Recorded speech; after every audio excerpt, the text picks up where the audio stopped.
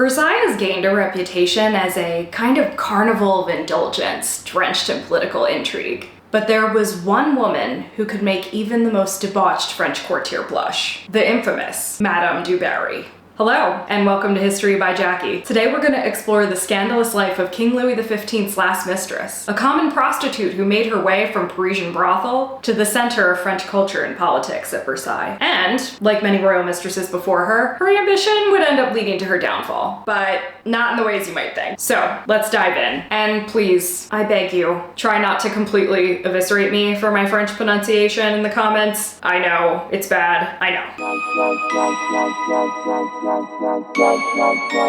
Madame du Barry's beginnings are kind of ironic. She's gone down in history as a woman of extravagance. But she started her life far from the lap of luxury. She was born Jeanne Becou, the bastard child of a seamstress in Vaucouleurs, a small town in northeastern France. No one knew who her father was, but there were rumors. They thought it might have been Friar Ange, a local monk. Speaking of holy fathers, she spent most of her early childhood in a convent outside of Paris. Her mother had struck up an affair with a wealthy financier, and the man had taken an interest in and funded young Jeanne's education. Jeanne received a solid education for a woman at that time in the convent. She took courses in reading, writing, needlework, and household management. It may not have been Harvard, but it did the job. When Jeanne left the convent at age 15, she had to sell trinkets on the streets of Paris to make ends meet. By pretty much all accounts, Jeanne started life on hard mode. Despite being blessed with an above-average education, she was still set up to have an unextraordinary, if not downright difficult life ahead of her. But luckily for Jeanne, she had some major pretty privilege. Charles Joseph La Morelle, a Belgian prince, described her in glowing terms. Madame du Barry was truly pretty. Beautiful head, beautiful eyes, beautiful hair of an ashen gray hue, beautiful rounded arms and divine hands. Her enchanting smile charmed everyone. As a teenager, her striking looks opened doors for her, but it often got her in trouble too. She secured a job as an assistant to Laments, a Parisian hairdresser, and quickly ended up in his bed. The couple was together for 3 years, but when his mother realized how much money he was spending on his new love interest, she quickly put a stop to the affair. Jeanne also served as a companion to an elderly woman for a little while, but she was removed from the position after her charge's sons began neglecting their wives in favor of her. Are we sensing a theme here yet? Before long, her beauty put her in the crosshairs of casino owner Jean-Baptiste du Barry, a local rake who was lovingly known in Paris as Le Roux, translation, the Vile. Jean-Baptiste earned this glowing reputation by establishing himself as a procurer of women for the Paris elite. He was immediately enamored with Jeanne and quickly made her his mistress. But, of course, the man also knew a good business opportunity when he saw it. So, instead of keeping her all to himself, he also launched her career as a high-end courtesan. For the next 5 years, Jeanne served as Paris's most esteemed socialites and political elite. The most famous of her clientele was the Duc de Richelieu, a French general, diplomat, and prolific womanizer. But Jean-Baptiste wasn't satisfied with mere nobles or statesmen. He had even higher aspirations for his blonde beauty.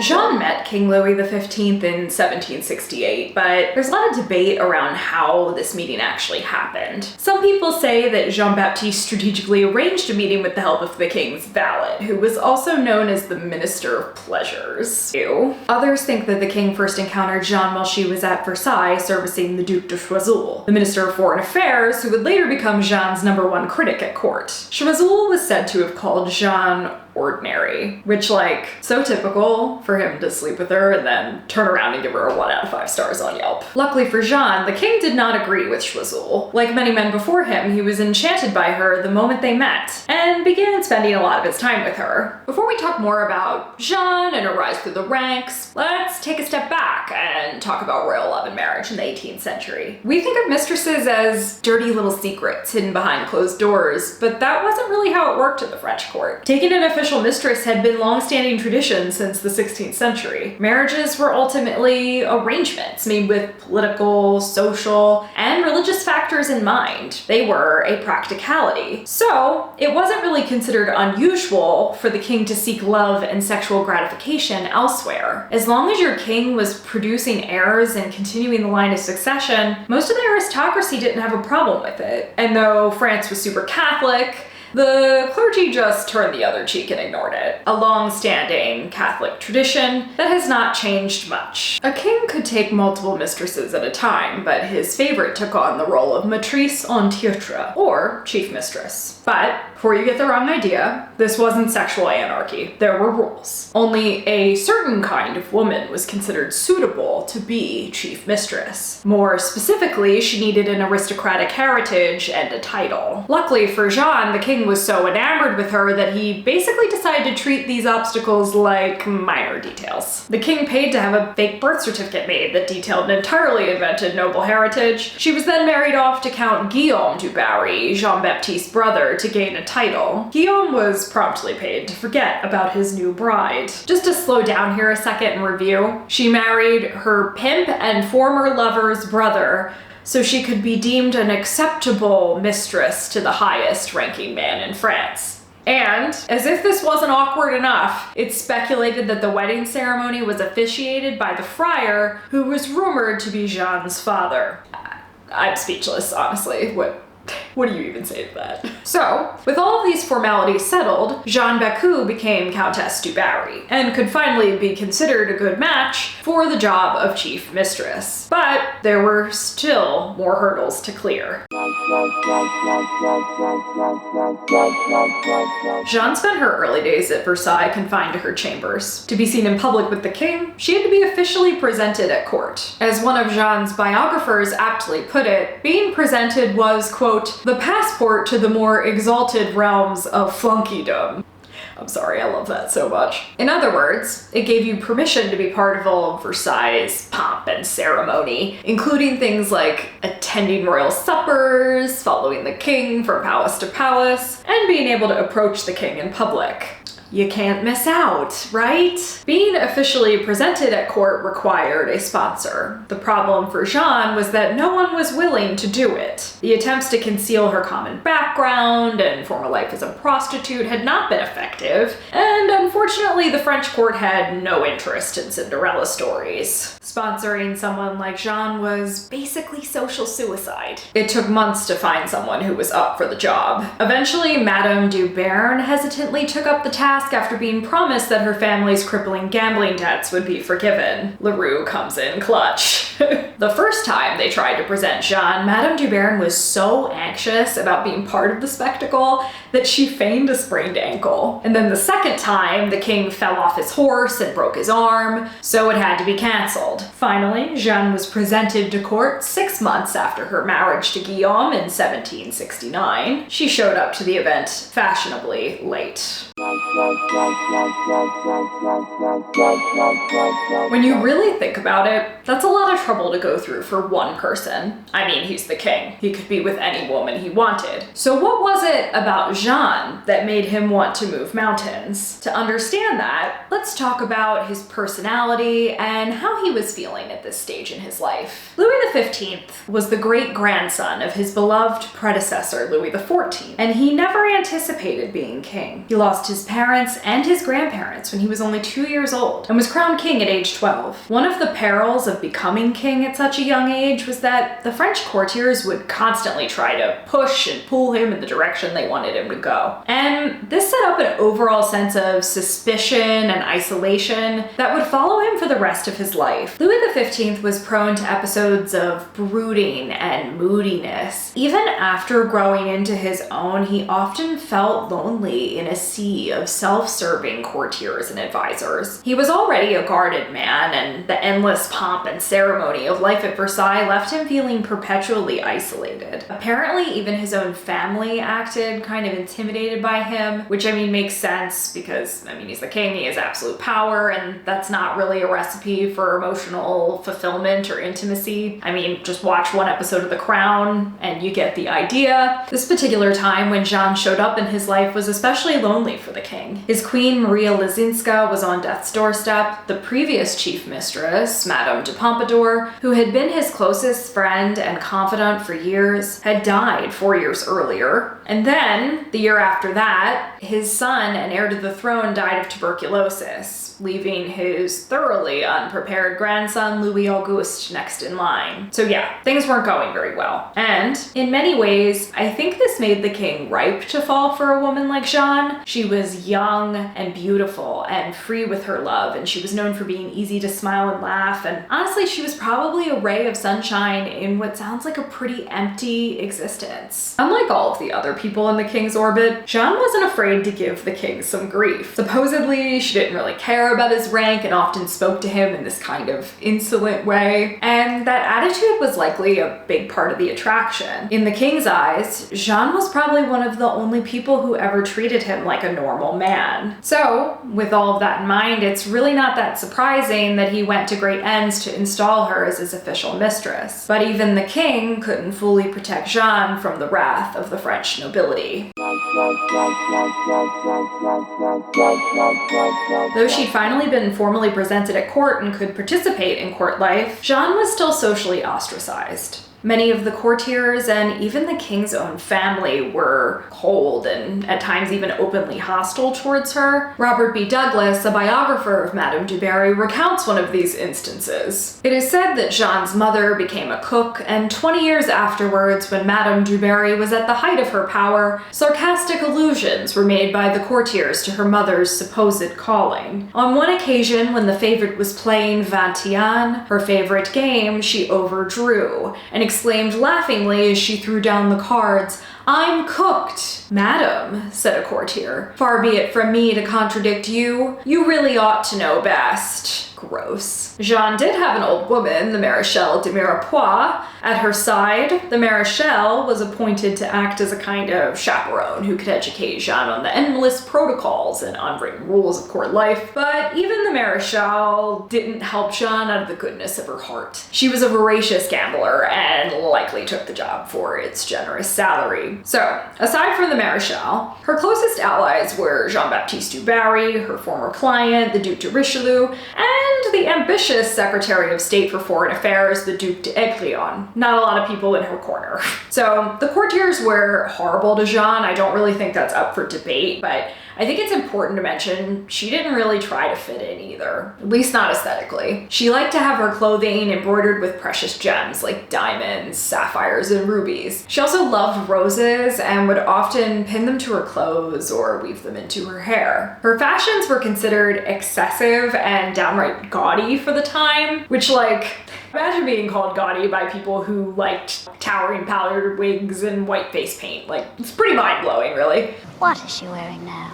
Another one of her exotic fantasies. She was also known for being a bit of a spotlight stealer. When she attended the wedding of the king's grandson, Prince Charles Philippe, she apparently outshined the bride in a jewel-covered gold dress that was rumored to be over 5 million livres. Translating 18th century livre to USD is pretty much impossible, but just to give you a better idea of how much that was, your average skilled worker earned around 6 livres a day, so. People call me a gold digger, but they just want what I have. But Jeanne didn't make enemies just through her questionable background and lavish taste. There was also the jealousy factor. Mistress en titre wasn't just a coveted title. It was a VIP pass to wealth and influence. The king showered Jeanne with gifts. She received luxurious apartments in Versailles and a chateau at Lucien. He also gave her all of the jewelry she could dream of, including commissioning an elaborate diamond necklace worth over 2 million livres. And this necklace would later help lead to the downfall of the French monarchy. That necklace, whole thing, we'll talk about it another day. I'll make a whole video about that at some point. The king also gave Jeanne an 11-year-old Bangladeshi slave named Zamor. It was, disgustingly, considered fashionable for noble women at the time to have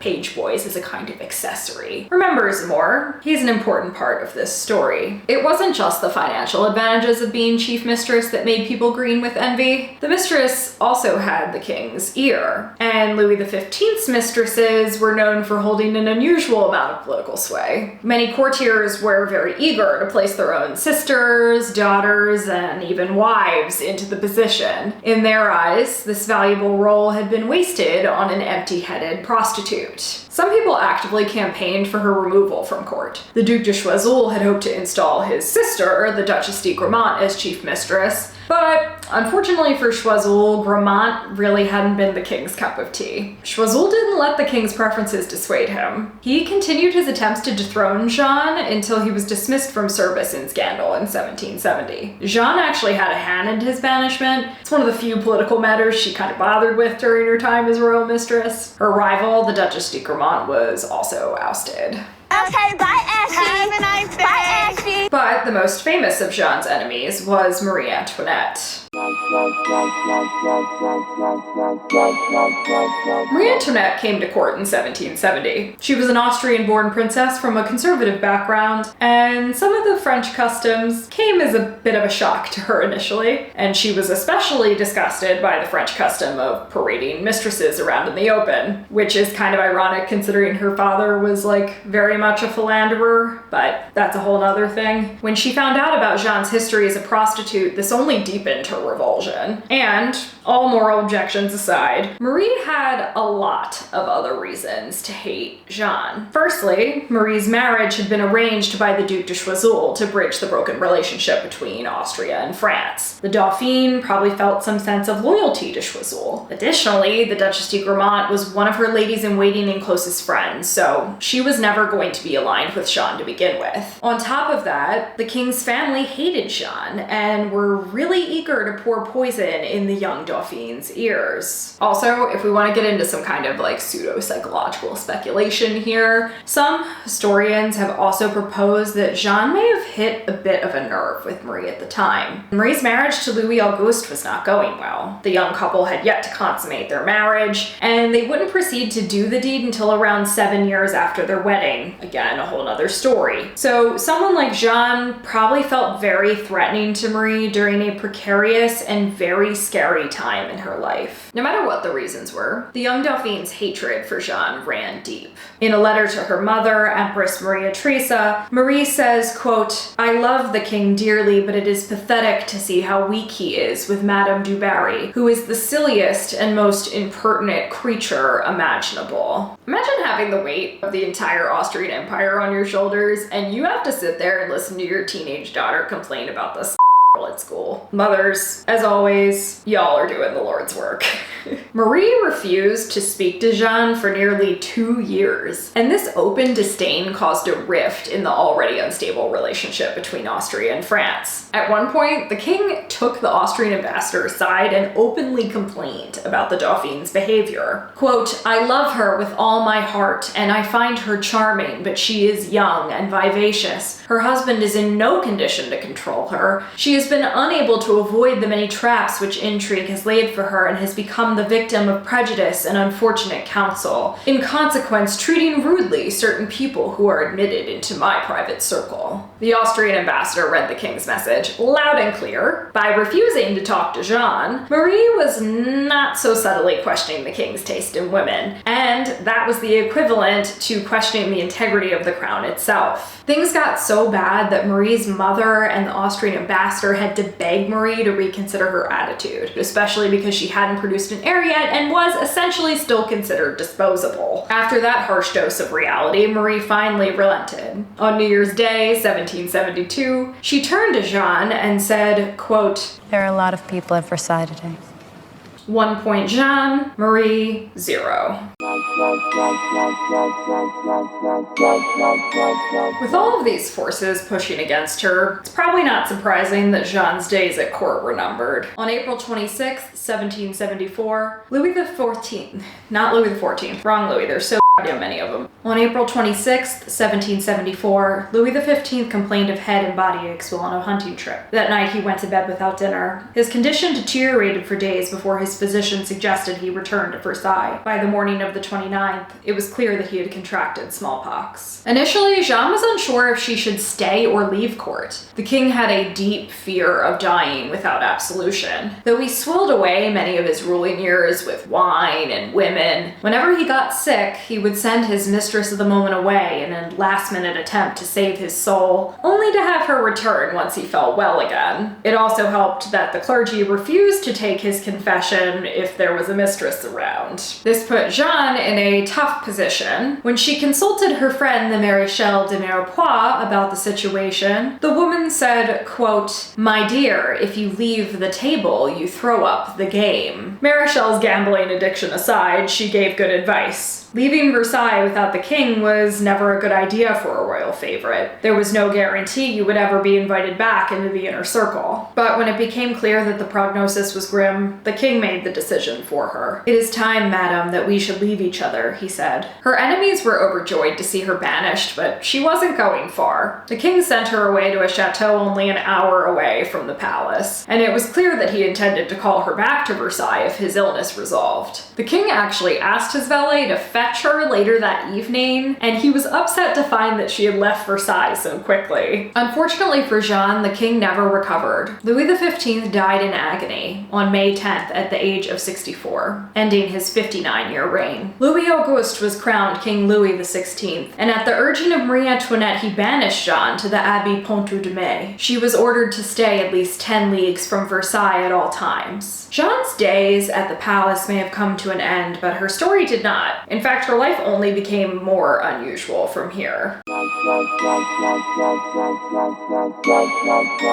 Jeanne's enemies may have been annoyed to know that she lived happily at the Abbey for over a year. Though the nuns weren't thrilled about sharing a space with a former prostitute and royal mistress, her warm demeanor quickly won them over. In 1775, she was finally permitted to purchase an estate, as long as it was far away from Versailles and Paris. She settled in the town of Saint-Fra, where she often participated in local festivals and marriage ceremonies, and even provided food to the poor. After 2 years of model citizenship, King Louis XVI finally softened towards his grandfather's former lover. He started returning many of the possessions and income she'd accumulated during her time as chief mistress. This included all of her jewelry valued at 2 million livres, monthly income from shops in Nantes at 40,000 livres per month, a life annuity from the Hotel de Ville at 105 livres, and her chateau at Lucerne and all of the high-end furniture and art it contained. In short, Jeanne's quiet and patient approach to banishment had paid off. She was now a very rich woman.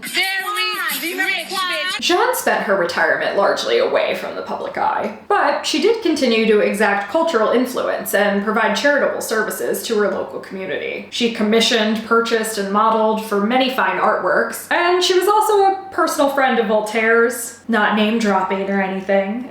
She also continued hosting the occasional friend from her days at Versailles, as well as some foreign royalty and dignitaries. Funnily enough, Marie Antoinette's brother, Joseph II, even paid her a short 2-hour visit in her retirement, and Marie was not happy about it. Jeanne was also now a free woman, and without the burden of a king to please, she took other lovers. One of her paramours was British politician Henry Seymour of Redland, her next-door neighbor. Jeanne wrote over 40 infatuated letters to Henry, but their relationship was tumultuous. He was apparently a difficult man and jealous, despite being married himself. As their relationship started to dissolve, Jeanne tried desperately to repair it and continued writing letter after letter to him. She was so persistent that he actually sent her a miniature painting with the words "Leave me alone" written across the bottom to get his point across. Whatever, it's better than getting ghosted. With Henry out of the picture, the Duke of Brissac stepped in. Brissac was a former governor of Paris turned commander-in-chief of the King's Constitutional Guard, and he was kind of crazy about Jeanne. He'd met her when she first came to Versailles and actually lived in the apartments next to hers. And when Louis XV died, he was one of the first people to come visit her. He even continued holding a torch for her as she slept with her married neighbor. He reportedly treated her very well and was very proud of his relationship with her. This may have been the happiest and most stable time in Jeanne's life, but unfortunately, it didn't last forever. France had a series of unfortunate harvests for years on end, leading to a massive food shortage. And as the courtiers at Versailles dined on 20-course meals every night, their people starved. Revolution broke out in 1789 with the storming of the Bastille, which progressed into a political fervor that overthrew the French monarchy. And keep in mind, this was like the OG Eat the Rich crowd, except Eat the Rich wasn't like just slogan, it was a lifestyle. The Terror had begun. This multi-year period of political violence resulted in the execution of over 10,000 people, and it's become known among historians as the benchmark of revolutionary brutality in the West. And despite her common origins, Jeanne was not safe from their wrath. In fact, she had a target on her back. She'd often been the subject of salacious political cartoons during her time with the king, in which she was portrayed as a symptom of the crumbling monarchy. She also hadn't done much to sever her ties with the aristocracy in her retirement, so in short, the revolutionaries had no sympathy for Jeanne. God, it kind of sucks for her. Like, she doesn't fit in anywhere. The nobles don't like her, the revolutionaries don't like her, no one likes her. No one likes Jeanne. During the September massacres in 1792, a mob of peasants gathered outside of Jeanne's chateau and threw a bundle of blood-stained cloth through her window. Inside, she found the Duke of Brisac's severed head. The revolution had taken her lover's life, and before long, the national razor would come for her too.